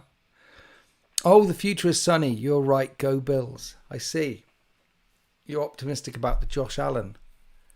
Rubicae are really strong. We're not talking about Thousand Suns, and I believe Rubicae are Thousand Suns. We're not talking about it. Is Winter's Dice a cult? Yes. You'll learn the handshake. You'll have to get naked. Marmalade is involved as well. Marmalade and nakedness. Blood Angels? What are you talking about? What do you think of the other Death Guard detachments? Yeah. The first one, the standard one is nice. Mortarian's Anvil is nice. And then the one at the end with all the Terminators in, Death Lord's Chosen, is nice if you want to bring a lot of 6-inch deep striking Death Shroud Terminators and Polite Lord Terminators. That one's quite nice because you've got that. It gives out mortal wounds quite a bit. The Shamble Rot Vectorum with Poxwalkers it sounds good on paper, but it isn't. And the Champions of Contagion, the one where you can switch your Contagion halfway through, is a bit, that's a bit mid as well. Mortarian's Hammer is good. The Demon one is good. The basic one is good. And the Death Lord's Chosen is good. That's what I think. What do you think? Which one of those tickles your pickle? Who isn't already naked when they use dice? I use dice all the time naked. All the time. Flyblown looks nice. Flyblown? What are you talking about? Flyblown. What do you mean flyblown?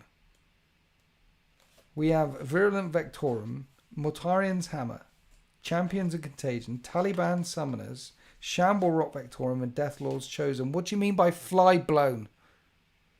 The Grotmus one. Is that still legal? The Grotmus one? I thought about running that one. Well, that's the one where all your infantry get stealth all the time, right? So -1 to hit all the time, which is nice. Is it stealth or cover? I think it's -1 to hit all the time. Yeah, they updated it to match the book. Yeah, 100% legal, but they updated it. Right, okay. I'm running Champions 1 in a couple of weeks, 2k. Yeah, the Champions 1 will work so long as you've got... Because all the strats in it just affect Terminators. So you're going to need a lot of Terminators. And the Terminators in the new book are really good. So you're probably going to want to have a crap ton of Terminators and some gun. So some fetid bloat drones with the heavy blight launcher. And a couple of units of Poxwalkers walking around for action monkeys. Sticky objectives... One I'm running. Yeah, I mean, the basic one is good. All the basic detachments in the Emperor's Children, in the Death Guard, and in the World Eaters, they're all pretty good. They are all ones I'd recommend, and they're worth taking out. Yeah. Stealth and Scout to infantry, except Poxwalkers. Yeah, that's the Grotmus detachment one. It feels like it might be good. But, mind you, having said that, now we've got the new book, like the Death Guard, not the Death Guard, Plague Marines are probably the best unit in the new book. If you run Death Guard, Plague Marines are really, really, really good now. I mean, they always were good. But they can kill you in close combat because of contagions. And they can also kill you shooty quite reliably as well. And there's quite a few ways to buff them with the Malignant Plague Caster, with a Noxious Blightbringer, with a Foul Blight Spawn, and you can put two of the characters with the... I mean, if you want to get really filthy, you're bringing a minimum 3 units in 3 rhinos with... I would probably put Fight First, and maybe Malignant, or maybe... Foul Blight Spawn in each. I don't know. But yeah, you're looking at minimum 3 in rhinos with dudes hanging with them. That's a strong list right there. Minimum 3. If you want to get more filthy, then you're adding small units of 5 here or there. And then, of course, Fetid Bloat drones with the heavy blight launcher and Lord of Virulence in the backfield pointing at things and giving all rerolls. It's strong, man. It's strong. Put 2 Malignant Plague Casters in a rhino and drive it around shooting things from the firing deck. Pew pew. Yeah. Yeah, it's strong. Dealing with the Death Guard Terminator Lord with the need to kill me in 1 round or I regeneration. Yes. Yeah. Yes. Death Guard. Making people annoyed since 2000 and whenever they came out as a standalone book. But yeah, they're a very annoying an army to play against. 3 plasmas and 2 blight launchers with sustained hits and lethals on 5s is scary. I know. You can put triple plasma in there because the champion can take one as well. So it's 1 plasma per 5 plus 1 on the champion. Overcooked plasma in contagion range with -1 to armor is wounds on 2s and pick them up. And then 2 blight launchers. Yeah. 3 plasmas, 2 blight launchers are very scary. And the spawn aren't any joke either. If I was doing the list, something like that, it would be rhinos with plague marines, fetid bloat drones with heavy blight launchers, Lord of Virulence, at least 1, probably 2, Poxwalkers and spawn for action monkeys, win. Something like that. You've probably still got points left over as well. Because it's broken. It's a bit broken right now. Oh dear. Yeah.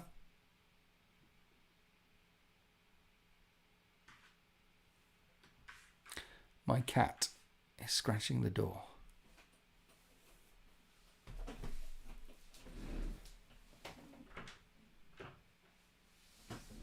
What's it? Hello? What do you want? You good boy? What's it? You want to go in the wardrobe? Check for monsters. Check for monsters in the wardrobe. Go on then.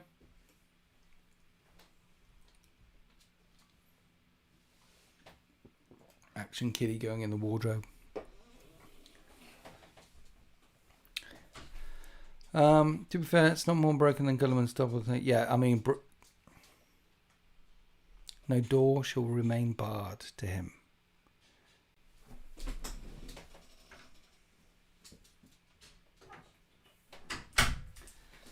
It's funny, isn't it, that there's like the Guilliman Double Oath of Moment list. It's funny that in 40k right now, when you go to a tournament, there is literally one list per faction, sometimes two. But you will see when you go to tournaments that, I said, vast generalization, but like at the London GT, LGT, 90% of the Space Marine lists had Guilliman Double Oath Calgar going on. Then there were a few other people without that type of Space Marine list, and they weren't there after date. You know, they were gone. They were dead. But anyone, yeah, there's like one problem. So they know. They know what the busted stuff is, because that's what 9 out of 10 people are taking.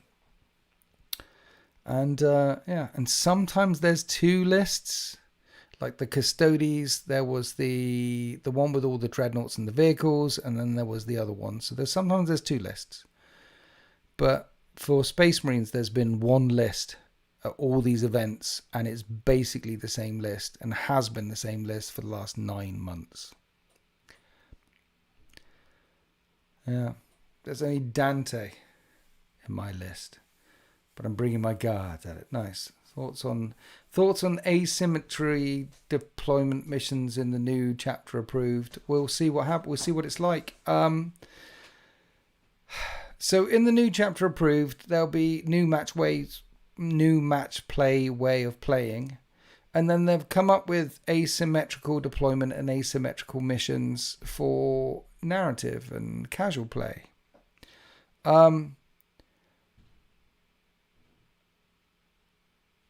I'm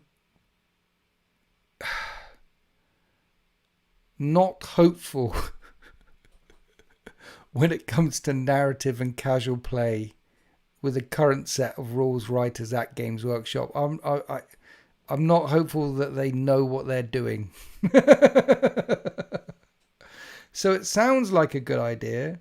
I mean, the Emperor knows I've done many attack and defend missions on the channel. When someone's attacking, someone's defending, which is asymmetrical, where you only put the objectives in the defender's deployment zone, for example. And when we've had asymmetric deployment zones as well, where a defender might have a smaller one or a larger one with an attacker. Often the defender has the larger one and the attacker one starts off the border and he has a tiny one. So I've done plenty of stuff like that over the years, and plenty of it has appeared on the channel as well. And the thing about stuff like that is you need to keep it really simple. And then Games Workshop. So I'm curious to see what they come up with. But whether it was like, they have some ideas, don't they? They have the ideas. And I think Games Workshop don't care if the ideas suck. They genuinely don't. Because they'll come up with an idea, and if it sucks, then there's another set of cards coming out in a year's time. So no one's using it, so what? There was an occasion, I don't know if you guys remember, I think it was 8th edition, 7th edition, 8th edition. They came out with a book, which was the Flyers book. It was 7th edition. 7th edition was kicking off. And Flyers were just coming into the game. And so there was a add-on book supplement. So you had Warhammer 40k, and then most codexes had their first aeroplane. Started off with the Valkyrie, and then in Grey Knights and Blood Angels got the Storm Raven gunship first, before the Storm Raven gunship moved across to Space Marines. If you were a Space Marine player, you couldn't play with the Storm Raven gunship. It was only Blood Angels and Grey Knights, and then they moved it across. And then I think when they released the Storm Talon or the Storm Hawk, one of them, a book came out with it. And the book was, this is how you play Flyers in 40k. I was like, oh, the whole community, and some people did some people did videos on it. YouTube was burgeoning then. It's like, okay, so here's my 40, and I remember getting it with the boys. Like, okay, here's my 40k rules, and then if we want to use flyers, these are the flyer rules. They're in this supplement here. And in the supplement, they had specific rules for dogfighting other flyers. So you played 40k and you zipped your flyers all over the place. And if your flyers were interacting with the stuff on the ground, you followed the 40k rules for interacting with the stuff on the ground. And if the stuff on the ground was shooting up at the flyers, you'd follow the 40k rules. But if one flyer wanted to shoot another flyer, you would literally take them off the table, put them on another table, and follow these dogfight rules. It might have been 6th.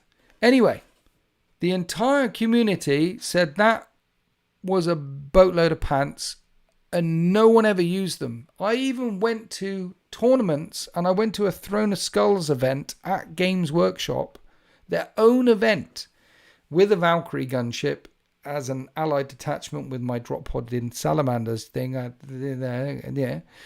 And at the start of the Games Workshop Throne of Skulls event, the guy stood up there and said, hi, we're doing the thing. However, we're not using this supplement in these games. You don't have to use the Games Workshop. From back in the day to now, if they write a boatload of rules which are a bucket full of pants and it doesn't work very well, then everyone ignores it, and even Games Workshop ignores it, and they don't care. Because there'll be another set of chapter-approved mission decks coming around in next week's time. So we'll see. We'll see what the chapter-approved thing is like. But it's the asymmetric stuff. I hope it's good. But do they know how to write casual these days? Thank you, Brendan Keeves, for gifting a membership. I appreciate it. Thank you. Winter's Dice. Thank you, Brendan. You absolute legend. Anyway, chat, how are we getting on? I feel like it's been nearly 2 hours. I feel like we've had a chance to catch up. I've shared, I went to school. I shared that with you. My hobby progress has been pitiful because Call of Duty Verdansk. We've talked about Winter's Dice. We have not talked about Thousand Suns. We're not talking about Thousand Suns. Is there anything else you guys wanted to talk about before my Pilsner runs dry?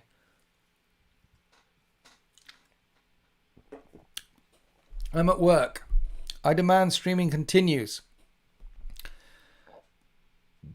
Well, yeah, sure. Just, if you want to send in a super chat of about £1,000, then we can keep going. We'll keep going. I'll sit here for another couple of hours for $1 million. Other than that, I've got to get some more pills now. Okay. Also, you're at work. Focus on the work. Focus on the work. Work hard. You guys in America, you work your asses off. You're not allowed holidays. You're not allowed healthcare. We're not allowed good teeth over here. Or tarmac. It's all cobbled streets and whippets with flat caps. And really bad teeth. At least you're allowed guns, though. Tempted to try Salamander's Chosen when I get 2k done and see if it helps Fulgrim. Slanisha's Chosen. I'm not sure that's the wave. The one in the Emperor's Children book, which is the strong one, is the one where you have those packs, and if you kill a thing, you reroll hit rolls of 1. And then if you kill 3 things, then you reroll hit rolls of 1 and reroll wound rolls of 1. That's the strong one. I forget what it's called. You need to make a pack thing. And if you don't kill a thing, your warlord suffers D3 wounds. But that's fine because there's an enhancement where your warlord, if he dies, gets up again. So you leave it on a dude in the back somewhere. Basically, you want your whole army re-rolling hit rolls of 1 for free from about turn 2 onwards. And then from turn 3 onwards, your entire army re-rolling hit rolls of 1, re-roll wound rolls of 1. This strong AF. That one might get nerfed. That's the one. Mailman grind is brutal. Well, Pounding the mean streets. Well done. UK teeth are better than US teeth. No, they're not. UK teeth are better than US teeth. The Americans, they have like, you know, they have retainers. They really care about the teeth thing. We don't. We have horrible teeth. I mean, Austin Powers, it was one of the jokes in Austin Powers was the horrible teeth. Yes, there was a study. Was there? Okay, I'm sorry. US have TV teeth veneers. Look, if it said it on the internet that the Americans have better, if there was a study, then who am I to argue with the internet? I saw a thing on the internet the other day. You wouldn't believe it. Where she put the thing. USA have better dentists if they can afford them. It's the healthcare thing. Yeah, I mean, that's a whole other thing. Excited for new nights, but just wish we could buy an upgrade sprue rather than another full kit. $300 kit for a night down in the land down under. $300. That's like 200 real money. And over here, it's like 100 quid in real money. You guys, I'm just amazed that anyone in Hobbiton actually plays Warhammer, because you guys pay through your nose for this thing. Don't be mean to him. You only know Swindon. I know more than Swindon. I went to London once. Chaos Knights run Warburg spam. Be good. Big Chaos Knights back. Yes, Chaos Knights. Yes, I expect the price of Knights to go up. Yeah, the price of Knights will go up. They put a new sprue in it, so the Knights are definitely going to go up in cost. Yeah. You want the new Knight? Here's a new... Because it's the same box, right? They've said it is the Questorus Knight. The good thing about Questorus Knights is they're really easy to magnetize. So you can make the base body, and then you can turn one into a Crusader, an Errant, a Paladin, whatever. You can magnetize the weapons quite easily. Knight should explore the idea of a lot of different pilots. Knight should explore the idea of a lot of different pilots. What? Fortunately for Imperial Knight players, it's that they made the defenders... What? They made the defenders... We don't know if the defenders are rubbish or not. I mean, you've got the big shooty one. The other, you know, the one, and now it's another more shooty. Could make hundreds of pilots with different ability. What? No, look, the Knight and the Pilot union between the Throw Mechanicum, I think it's called the Throw Mechanicum. There's a whole lore thing about pilots and knights, like the machine spirit, the AI of a knight, and let's face it, it is abominable. It tries to break. The pilot of a knight needs to break their steed in the same way that cowboys broke steeds all those years ago, and they strap in and they plug in, and if they're not strong enough mentally to break the knight, the spirit of the knight, to their will, they can't pilot them. It's not an easy thing to be the pilot of a knight, and there is only one pilot per knight at a time because of how the MUI works. Yeah, but the pilots matter for the... I know pilots matter for the Imperium Blood Buffalo, but look, it's not how it works, okay? You put the thing on the thing, and then the thing goes in the thing. You can't just put any old thing on the thing. You've got to put the thing on the thing first. See if it melts. If it melts, he's a melt. Get rid of him. If he doesn't melt, he's good. Then you can put the thing in the thing. Otherwise, no other things go in the thing until the thing goes on the thing and it doesn't melt before it goes in the thing. It's complicated. There's law reasons to it. Don't come in here with your funny ideas like, we should just have a look. It's not like Maverick and Top Gun, you American, Blood Buffalo, okay? It's not like, you know, it's not like... all of a sudden you're flying down the trench and the thing, and you've got to, it's not, there is no world where a Tomcat pilot beats a 5th generation fighter pilot. I'm sorry. He does the pull on the stick and lets them fly by, but all you're doing when you pull on the stick is you're presenting a lot more target for the 5th gen fighter pilot just to shoot you with. It doesn't work like that. Look Out Sir recently did a long talk. It was a good idea. Look, okay, maybe they talk a lot more sense. That I'm willing to concede that there are many Warhammer creators out there that talk a lot more sense than me. I'm definitely like, I mean, we're slipping off here. This is the shallow end of the gene pool, and I'm quite frankly, I'm glad you're taking part. But honestly, we can't. The knights are important, and how the knights function are important. And look out for, yes, pilot traits like the old warlord trait would be great. You can get like enhancements and traits for knights in 30k in the Mechanicum book. That is a thing. Exactly, says Blood Buffalo. And on that bombshell, ladies and gentlemen, penguins and armadillos, thanks for coming by to this week's Talking Tuesday live stream. We talked Warhammer quite a lot on this one. I feel like we achieved something. I might have a clip about the Games Workshop next big thing, but I feel like I rambled a little bit there. Someone slagged off Valrak earlier on, but I think we get away with it. And why are there no Chaos Knights online on the website? Probably because Knights are coming soon. And so they've withdrew and they're going to repackage, and there might be another sprue in there as well. So they're probably getting all repackaged right now. That's probably why what's happening. He is very slaggable. I'll slag him off to his face as well. Repacking them. That's what I said. Knights just need their men-at-arms, which are the baby knights. The Armigas are their men-at-arms, essentially. So, simple. Infantry with knights. Well, that's the old... See, you could do Mechanicum Questoris knights with Mechanicum back in the day. And the fact that you can't do that now, the fact that there isn't...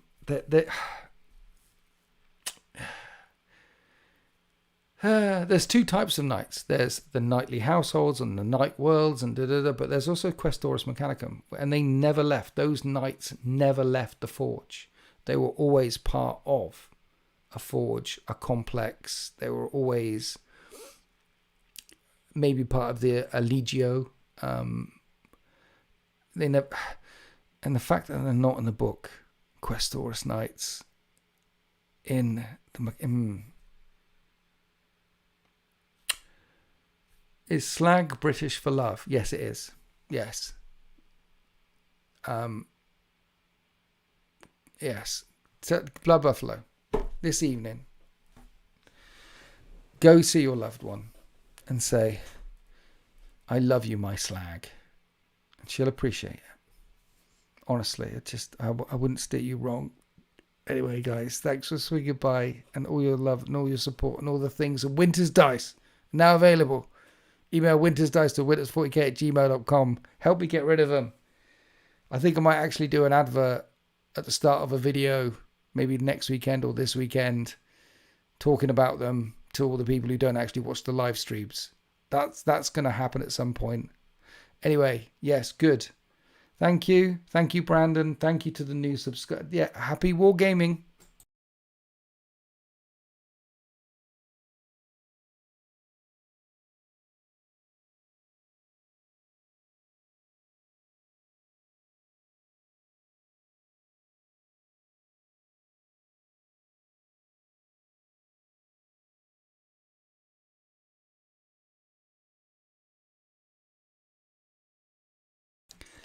I like that. That's quite funny, actually. Good night, Slag. That was good, Eternal Crusade. That was a good one. Right, I'm going. Good night, Slag.